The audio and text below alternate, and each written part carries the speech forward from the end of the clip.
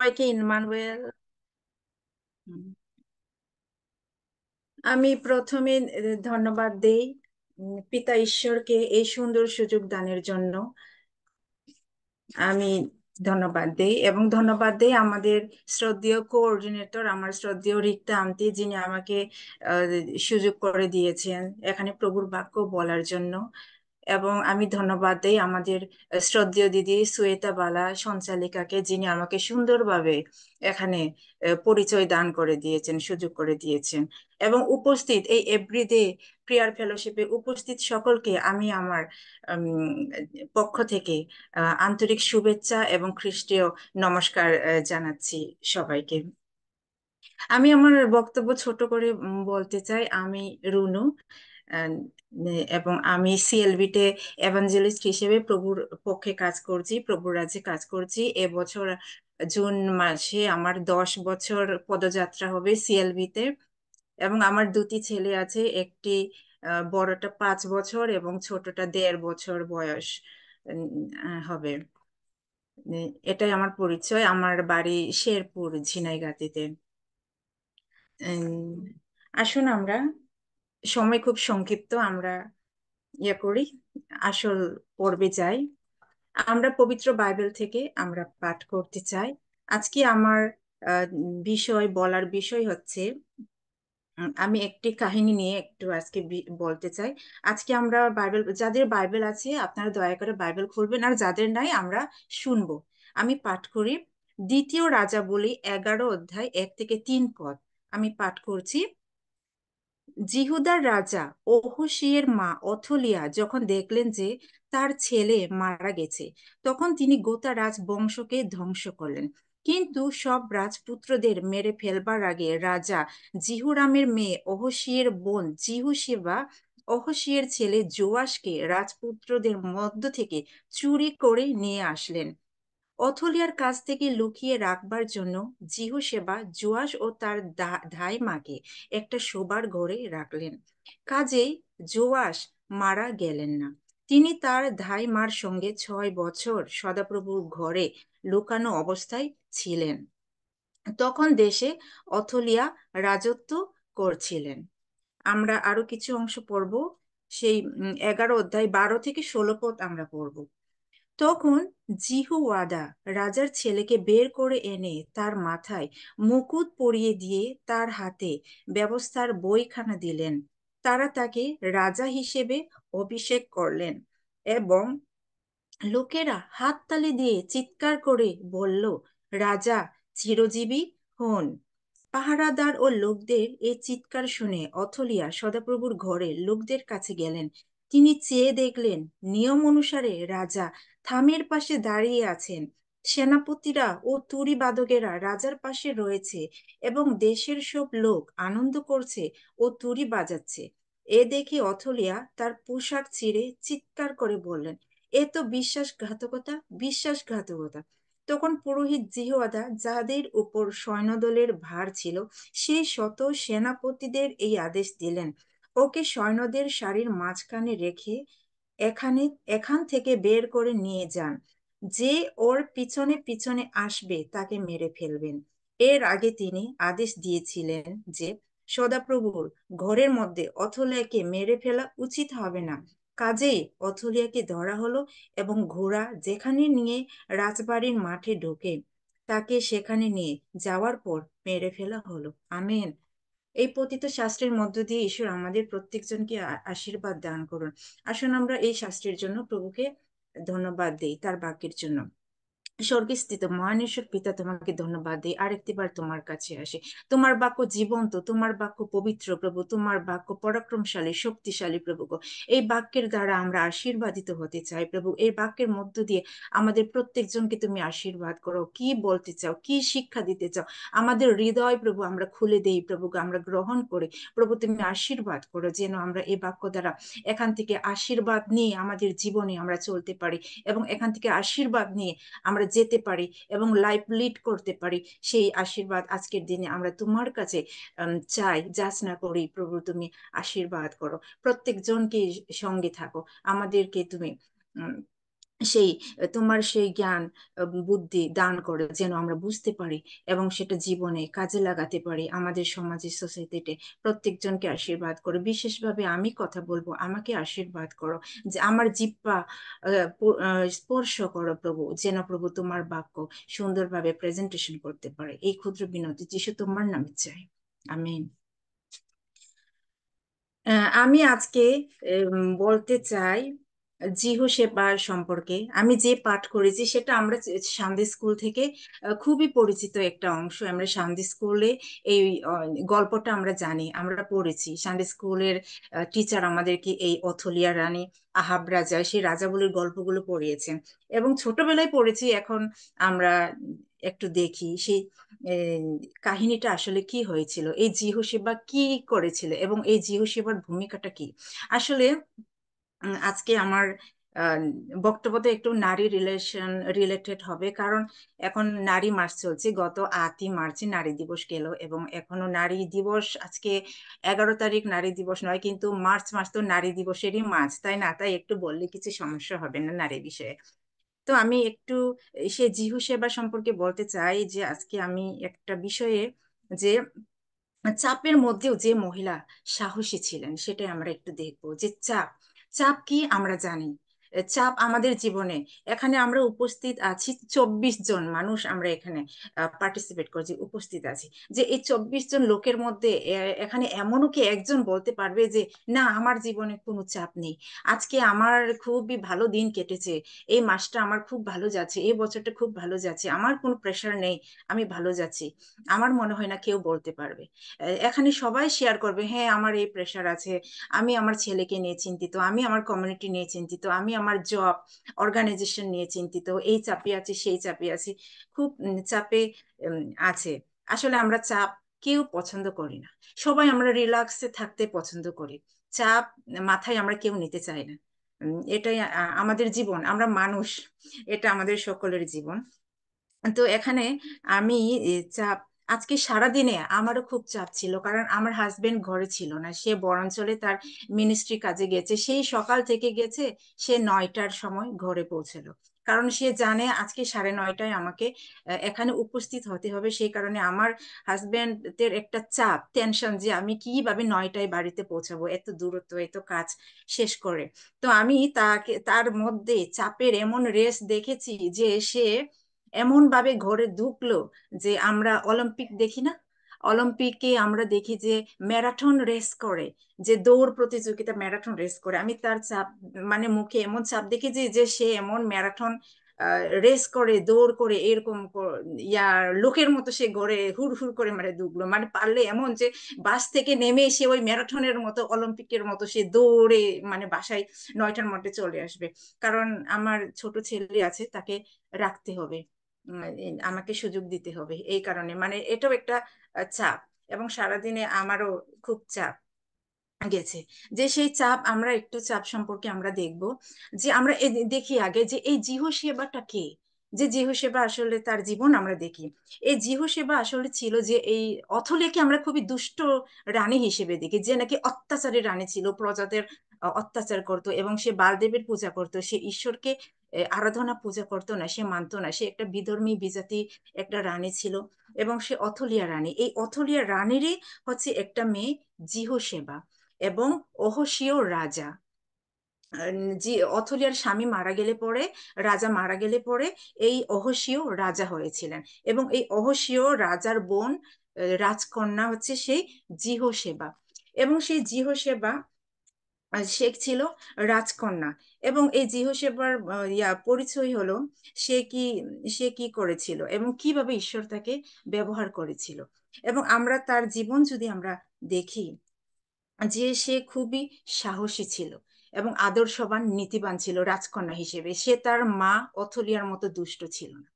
Athaliah ছিল একজন অত্যাচারী, মানে নির্যাতন করত, অত্যাচারী একটা রানী, কিন্তু সে ডিফারেন্ট ছিল। সে অথলিয়ার মতো ছিল না। আমরা কথাই বলি না প্রবাদ বাক্যে যে আম গাছে আম ফলে, কাঁঠাল গাছে কাঁঠাল ফলে, কিন্তু এখানে আমরা ডিফারেন্ট কিছু দেখতে পাই, যে সে তার মায়ের মতো হয়নি। তো এখানে আমরা দেখতে পাই যে যখন অথলিয়ার ছেলে রাজা, যখন মারা গেছে, তখন অথলিয়ার মনে কি হয়েছিল, যে আমরা যে বাক্যে পড়লাম, তখন সে কি করেছিল, তার ক্ষমতা, সিংহাসন, রাজত্বের তার লোভ জেগে উঠেছিল। সে স্বার্থপর হয়ে উঠেছিল, এবং সেই কারণে সে এত রাফ ডিসিশন, এত নিষ্ঠুর ডিসিশন সে তার জীবনে নিয়েছিল, যে সেটা মানে ভাবাই যায় না। ইতিহাসে একটা নিষ্ঠুর ইতিহাস, গল্প, স্টোরি এটা, যে সে তার রাজার ছেলে নাতি নাতনিদের উত্তর অধিকার মানে উত্তরসূরি যে হবে, সে সবাইকে মেরে ফেলেছিল। নির্বংশ মানে সে এক নায়কতন্ত্র ভাবে সে রাজত্ব করবে, সিংহাসন পরিচালনা করবে, এইটা তার ইন্টেনশন ছিল, সিদ্ধান্ত ছিল। কিন্তু আমরা এখানে দেখতে পাই ঈশ্বরের পরিকল্পনা ডিফারেন্ট ছিল, কিছু পার্থক্য ছিল। তার পরিকল্পনা অনুযায়ী ঈশ্বর চলবে না, ঈশ্বর তার পরিকল্পনা অনুযায়ী চলবে। সেখানে আমরা দেখতে পাই কি করেছিল, যখন সে তার নাতিদেরকে মেরে ফেলেছিল, একটু চিন্তা করা যায় যে কেমন স্বার্থপর, কেমন নিষ্ঠুর, কেমন অত্যাচারী হলে সে তার উত্তরসূরিদেরকে এইভাবে, ছোট ছোট ছেলে মেয়েদেরকে মেরে ফেলতে পারে। মানে ভাবাই যায় না, অসম্ভব। তখন কি করেছিল, তারই মেয়ে, তার রাজার একটা ছোট ছেলে জোয়াসকে সে লুকিয়ে রেখেছিল। তখন আমরা বাইবেলে আমরা হিসাব করলে দেখতে পাই, জোয়াসের তখন বয়স ছিল মাত্র 1 বছর, মানে কোলের বাচ্চা, কোলে। তখন সে তার দাইমাকে, যে মানে রক্ষণাবেক্ষণ করতে জোয়াসকে, সেই ছোট শিশু জোয়াসকে, দুধের বাচ্চাকে, এবং সে তার দাইমাকে সে ইয়া করেছিল, লুকিয়ে রেখেছিল তার কি শোবার ঘরে। সেই ঘরটা ছিল সেই মন্দিরে, এবং সেই সেবার স্বামী ছিল মন্দিরের পুরোহিত, এবং সেখানে সে লুকিয়ে রেখেছিল সেই দাইমাকে এবং সেই ছেলেকে। 6 বছর সে লুকিয়ে রেখেছিল, এবং সে 6 বছর লুকিয়ে রেখে সে কি করেছিল, 6 বছর ধরে সেবা এবং তার স্বামী অনেক যত্ন, অনেক ভালোবাসা দিয়ে কি করেছিল, তার ভাতিজাকে, মানে ভাতিজাকে কি করেছিল, সদাপ্রভুর বিষয়ে শিক্ষা দিয়েছিল। 6 বছর ধরে শিক্ষা দিয়েছিল সেই ছেলেকে, সেরকম জ্ঞান বুদ্ধি বিদ্যা দিয়েছিল, আমরা সেখানে দেখতে পাই। এবং এটা খুবই সাহসের কাজ, প্রিয় ভাই বোনেরা, আমরা এটা চিন্তা করতে পারি, এটা খুবই সাহসের কাজ, যে নিষ্ঠুর রানী সবকিছু নিজের স্বার্থের জন্য, নিজের রাজত্বের জন্য, সিংহাসনের জন্য সেই ছোট ছোট প্রাণ নিয়ে নিতে পারে। এইটা যদি কোনোভাবে ফ্ল্যাশ হয়ে যায়, যে সেই সেবা তার নিজেরই গর্বের একটা মেয়ে তার সাথে এইভাবে ষড়যন্ত্র করছে, একটা উত্তরাধিকার ছেলেকে সে গোপন ভাবে সে লুকিয়ে রেখেছে, এবং সেভাবে প্রিপেয়ার করছে যে মানে রাজা হওয়ার জন্য, ফিউচার সিংহাসনের জন্য। এটা যদি তার মা জানতে পারে, সে সেবার আর বেঁচে থাকার আর কোনো কায়দা থাকবে না। সেই ছোট ছেলে জোয়াসের আর কোনো ফিউচার থাকবে না, সাথে সাথেই গর্ডান নেওয়া হবে। কিন্তু এখানে আমরা একটু চিন্তা করতে পারি যে অথলিয়া এবং সেবা, তারা তো মা মেয়ে, মা মেয়ে সম্পর্ক। তো এখানে কি উঠতে বসতে, খাবার টেবিলে হোক, চলাফেরাই হোক, সভা মিটিং এ হোক, তাদের কি দেখা সাক্ষাৎ হয়নি? অবশ্যই হয়েছে, অবশ্যই হয়েছে। আমি মনে করি খাবার টেবিলে হোক, যেখানে হোক, প্রতিদিনই তাদের একবার না দুইবার দেখা হয়েছে। এবং সেখানে কি আম, মানে সেবার কেমন সাহস থাকলে যে এমন মানে গোপন বিষয়টা লুকানো যায়, কেমন সাহস থাকলে, মানে কোনো ভয় ভীতি হলে তো, মানে আমরা যদি কারো বিরুদ্ধে ষড়যন্ত্র করি, কারো বিরুদ্ধে কোনো কিছু গোপন কিছু করি, তাহলে তো তার সামনে গেলে কেমন জানি হয়ে যায় অ্যাটিটিউডটা, সেই সাহস, সেই রকম মনোবল আর থাকে না। কিন্তু কেমন সাহস হলে এই গোপন বিষয়টা লুকিয়ে সে তার মায়ের সাথে মাথা উঁচু করে খাবার টেবিলে বসে খেতে পারে, অন্যান্য বিষয় নিয়ে মিটিং মিছিলে কথা বলতে পারে। তার সাহসিকতার কথা আমরা এখানে দেখতে পাই, যে কেমন সাহস থাকলে সে এইভাবে ফেস করতে পারে। তাহলে যদি এমন অ্যাটিটিউড মানে ফ্লাশ হয়ে যায়, ভাইরাল হয়ে যায় যে সে এইরকম করছে, তাহলে তো সাথে সাথে গোয়েন্দা লাগাই দিত সেই দুষ্ট অথলিয়া, তার কাছে তো কোনো কিছুই অসম্ভব না। এবং সে সেটা টের পায়নি, কিচ্ছুতেই সে টের পায়নি। এবং এইভাবে ঈশ্বর এই সেবা দ্বারা সেই জুয়াস রাজাকে, সেই উত্তরসূরিকে আহ, রক্ষা করেছিল।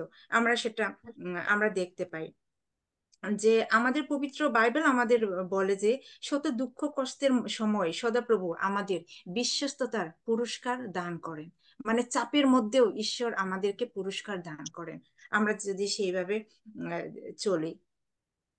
এবং এখানে আমরা দেখতে পাই সেই জিও সেবার সাহস আমরা দেখলাম যে সে কিভাবে ফেস করেছে, কিভাবে শিক্ষা দীক্ষা লুকিয়ে লুকিয়ে সেই ছোট ছেলেকে সে শিক্ষা দীক্ষা দান করেছে, যত্ন করেছে, ঈশ্বরের বিষয় বলেছে। এটা খুবই মানে ট্র্যাজেডি কি বলবো, যে আমরা বলি না যে একটা নাটকের একটা মুভির একটা ইম্পর্টেন্ট মোমেন্ট, আমি মনে করি এটা খুবই একটা ইম্পর্টেন্ট মোমেন্ট, মুহূর্ত ছিল সেই দীর্ঘ 6 বছর।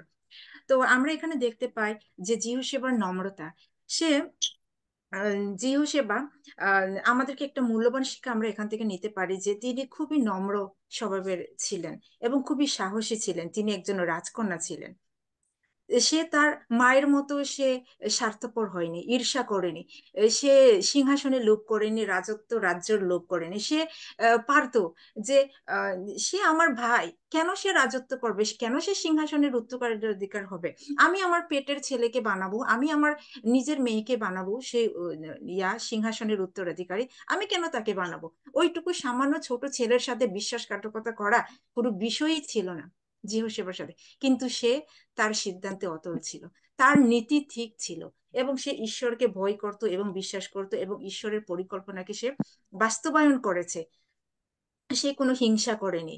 সে খুব কেমন ধৈর্য থাকলে, কেমন নম্রতা, কেমন বাধ্যতা থাকলে, কেমন আদর্শ থাকলে সে এমন কাজ করতে পারে, আমরা একটু সবাই এটা জানতে পারি, চিন্তা করতে পারি। এবং সে জোয়াসকে বিশ্বস্ততার ভাবে সদাপ্রভু সম্বন্ধে তিনি ঈশ্বর ভক্ত রাজা হওয়ার জন্য তিনি শিক্ষা দিয়েছিলেন। এখানে আমরা দেখতে পাই। তো আমি এখানে 1 মিনিট আমার মায়ের কথা বলতে চাই। 2 বছর হলো আমার মা, তিনি প্রভুতে গেছেন, প্রভুর সাথে আছেন, মারা গেছেন আমার মা 2 বছর হলো। আমরা যখন ছোট, আমার ফ্যামিলিটা কৃষি নির্ভর ফ্যামিলি। আমার বাবা ওয়ার্ল্ড ভিশনে চাকরি করতেন, আমার বাবা ঘরে থাকতেন না, বাইরে বাইরে চাকরি করতেন। আমরা কৃষি নির্ভর ফ্যামিলি। এখন তো অনেক সুবিধা হয়ে গেছে। আমি কেনা বস্তার প্যাকেটের চাউল খাই, আমি গ্যাস দিয়ে রান্না করি। কিন্তু আমার গ্রামে আমার মায়ের জীবনটা এত সহজ ছিল না, আরো আগে সময়ে। সে লাকড়ি দিয়ে রান্না করতো, তার আমি বলেছি কৃষি ফ্যামিলি, তার ধান চাষ করতে হতো, সেই ধান উঠায়ে সিদ্ধ দেওয়া লাগতো, এবং সেখান থেকে চাল বানিয়ে রান্না করে লাকড়ি দিয়ে রান্না করতে হইতো, অনেক ফ্যামিলি মেনটেন্স করতে হতো, অনেক ফ্যামিলি মেম্বার সেইভাবে।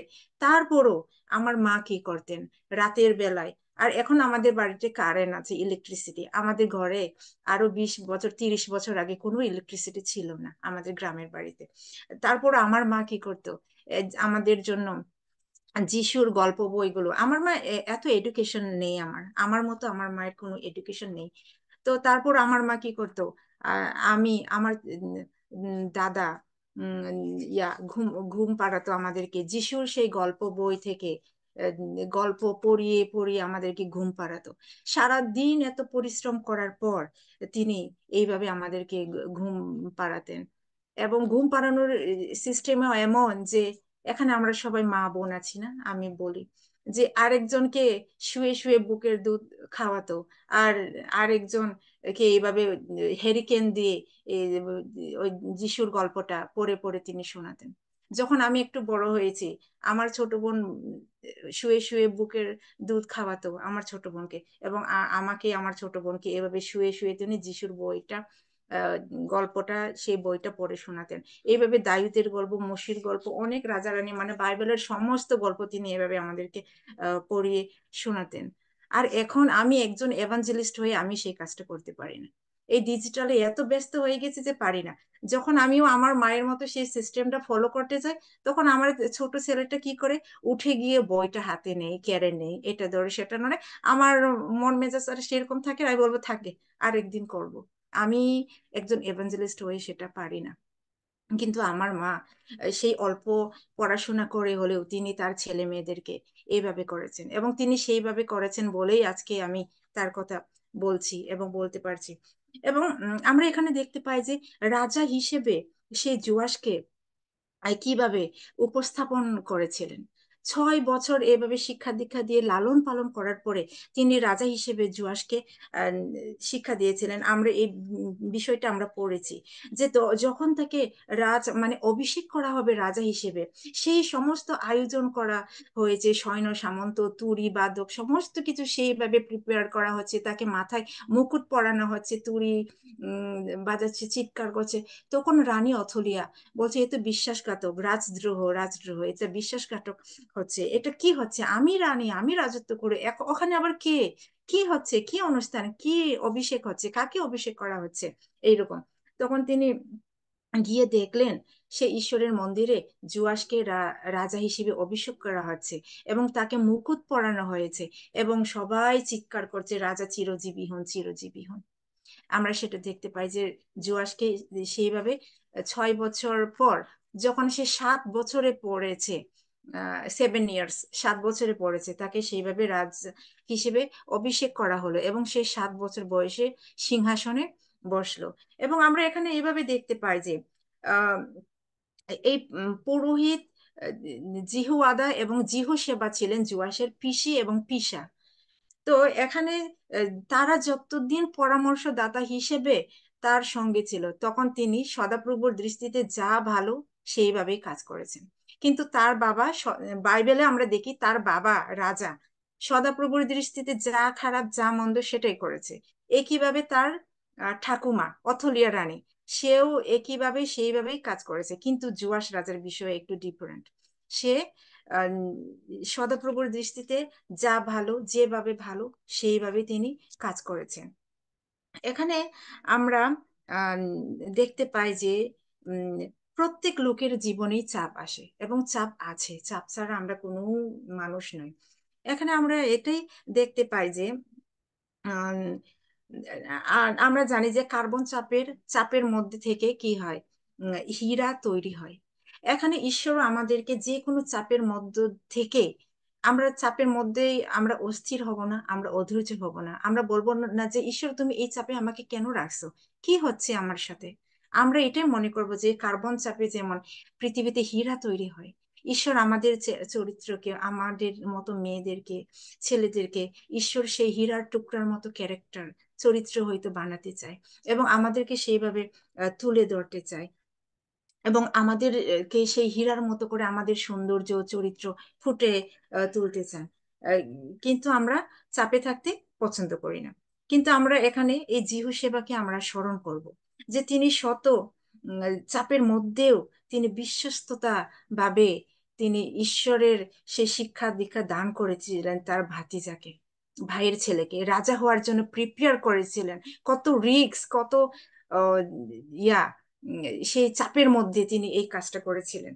তো এখানে আমরাও সমাজে অনেক চাপের মধ্যে দিয়ে আছি, কিন্তু সেই চাপের মধ্য দিয়ে থাকলেও আমরা ঈশ্বরের সন্তান হিসেবে আমরা যেন আমাদের কমিউনিটিতে সে জিহু সেবার মতো আমরা যেন কাউকে বিশ্বস্তভাবে যেন ঈশ্বরের রাজ্যের জন্য আমরা যেন সেই কমিউনিটিতে যেন আম, আমরা যেন বিশ্বস্তভাবে সদাপ্রভু সম্বন্ধে যেন শিক্ষা দেই এবং রিবিল্ড মানে আমরা যেন গঠন করি সেই ছেলে হোক সেই মেয়েকে হোক, আমরা যেন ঈশ্বরের সেই উপযুক্ত শিক্ষা দান যেন দিতে পারি, যেন জুয়াসের মতো যেন উপযুক্ত লিডার, উপযুক্ত নেতৃত্ব দান যেন সে করতে পারে। এবং আমরা সেইভাবে করব এবং এবং সুন্দর পরামর্শদাতা হিসেবে আমরা যেন এক একজন সেই ছেলে মেয়েদের পাশে যেন, জুনিয়র ছেলে মেয়েদের পাশে যেন থাকতে পারি এবং তারা যেন আমাদের কাছ থেকে সেই ঈশ্বরীয় সুন্দর সঠিক পরামর্শ যেন পায় এবং সঠিকভাবে তারা যেন ঈশ্বরীয় নীতিতে আমাদের সমাজ যেন পরিচালনা করতে পারে। আমি এই বক্তব্য ব্যক্ত করি এবং আমি সবাইকে আমি অনুরোধ করি এবং আশা ব্যক্ত করি যে আমরা সেই জিহু সেবার মতো বিশ্বস্তভাবে সাহসের সাথে আমরা করব। আমি যাই করছি না কেন আমি ঈশ্বরের দৃষ্টিতে সেটা সঠিক করছি, যদিও সে তার মায়ের এগেনস্টে, এটা কিন্তু ষড়যন্ত্র। কথাই আছে আমাদের বাংলায় যে ঘরের শত্রু বিভীষণ বলে না, তো সে তার মায়ের এগেনস্টেই এই ষড়যন্ত্রটা হচ্ছিল, কিন্তু ষড়যন্ত্র হলেও কি হবে, একটা ঈশ্বরের পরিকল্পনা ছিল এবং সে যা করছিল সেটাই সঠিক ছিল। এই কারণে সে অথলিয়ার মতো তার মা অত্যাচারী রানীর কাছে সে মাথা নত হয়নি। হতে পারে তার মা, কিন্তু সে মাথা নত হয়নি। আমরা যেন সেইভাবে যেন তার মতো আদর্শ হই, নম্র হই, এবং সেইভাবে যেন সমাজে আমাদের জুনিয়র ছেলে মেয়েদেরকে এভাবে নীতি আদর্শ ঈশ্বরের শিক্ষা দান করতে পারি, এবং সেই ছেলে মেয়েরা যেন সেই জুয়াস রাজার মতো যেন সঠিক নেতৃত্ব, ঈশ্বরীয় নেতৃত্ব যেন দিতে পারে। আমরা এই আশা ব্যক্ত করি, এবং সবাইকে ধন্যবাদ। আমার কথা, যদিও আমার কথা হয়তো ইয়া আহ, আমি আসলে এত বলতে পারি না, এখানে যতজন উপস্থিত আছেন সবাই আমার পূজনীয়, আমার শ্রদ্ধা ভাজন। সেই তুলনায় আমার সেই রকম অভিজ্ঞতা নেই, ট্রেনিংও নেই, কিন্তু ঈশ্বর আমাকে যেভাবে বলতে সুযোগ দান করেছেন, আমি সেই সুযোগটা নেওয়ার চেষ্টা করেছি। সবাইকে ধন্যবাদ আমার সেই ছোট কথা শোনার জন্য, মনোযোগ দিয়ে শোনার জন্য সবাইকে অনেক ধন্যবাদ। ঈশ্বর আমাদেরকে এই ছোট আহ, ইয়া বক্তব্যের মধ্যে দিয়ে আমাদের সবাইকে সবাইকে সেই নীতি আদর্শভাবে বেড়ে উঠতে এবং একজনকে ঈশ্বরীয়ভাবে গঠন করতে সাহায্য দান করুন, বৃদ্ধি দান করুন। সবাইকে ইম্মানুয়েল ধন্যবাদ।